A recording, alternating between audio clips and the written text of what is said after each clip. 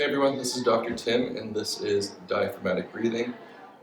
This is a drill we like to use for general relaxation, as well as learning how to start to build pressure within the abdomen so that we can use our core more effectively. So we're going to get in this position here, lying on our back with our legs supported. You can use a chair or a couch, and I also have my head supported with a foam pad, just so that my chin doesn't jut. So I'm going to use my hands as kind of training guides. One hand is going to be on my belly and one on my sternum.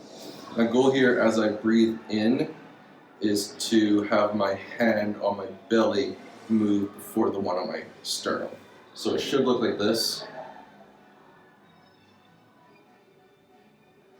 What we don't want to see is the hand on our sternum moving up or moving first. So we don't want to see this.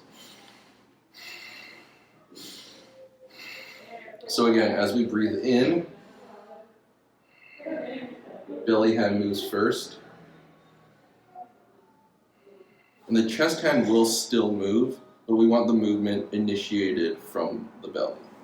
Now once you're able to breathe kind of up, we want to make sure we can breathe out towards the sides and even through the back. So just take your hands, place them just on the sides of your belly, and as you breathe in, you should be able to feel that expansion kind of loudly.